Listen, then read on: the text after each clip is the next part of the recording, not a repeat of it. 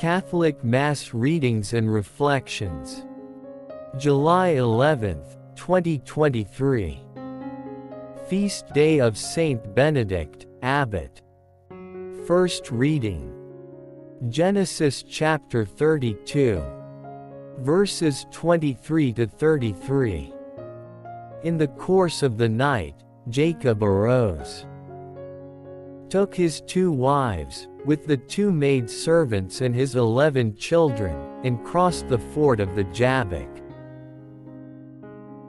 After he had taken them across the stream and had brought over all his possessions, Jacob was left there alone. Then some man wrestled with him until the break of dawn.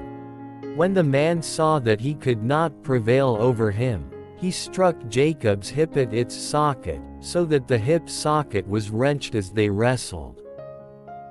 The man then said, "Let me go, for it is daybreak," but Jacob said, "I will not let you go until you bless me." The man asked, "What is your name?" He answered, "Jacob." Then the man said, "You shall no longer be spoken of as Jacob, but as Israel, because you have contended with divine and human beings and have prevailed." Jacob then asked him, "Do tell me your name, please." He answered, "Why should you want to know my name?" With that, he bade him farewell. Jacob named the place Peniel, "Because I have seen God face to face," he said, "yet my life has been spared." At sunrise, as he left Peniel, Jacob limped along because of his hip.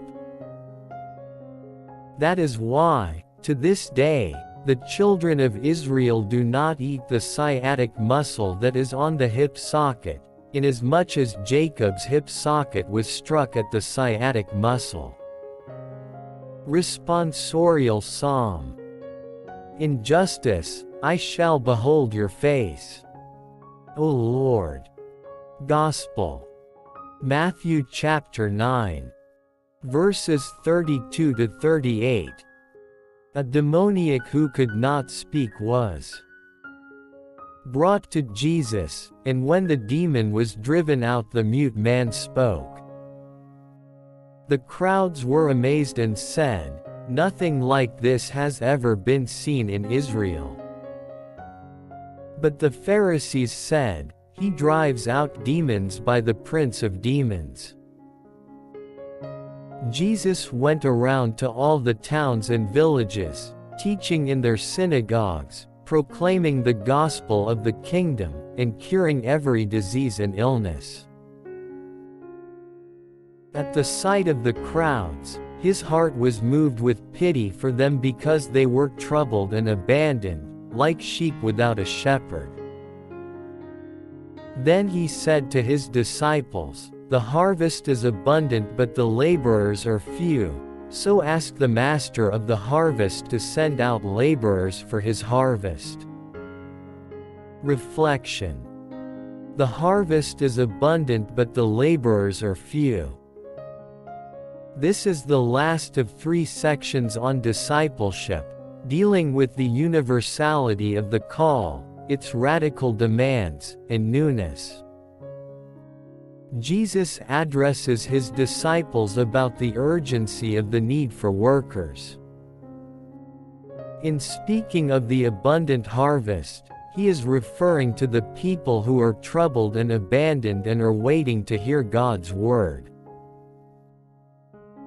God's people must be gathered and brought into the kingdom, and Jesus urges his disciples to do something about it.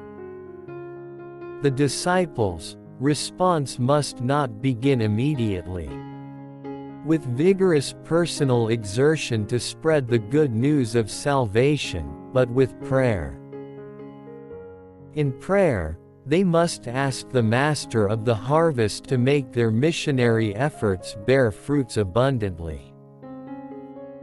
Jesus emphasizes the importance of prayer before undertaking the task of spreading the gospel.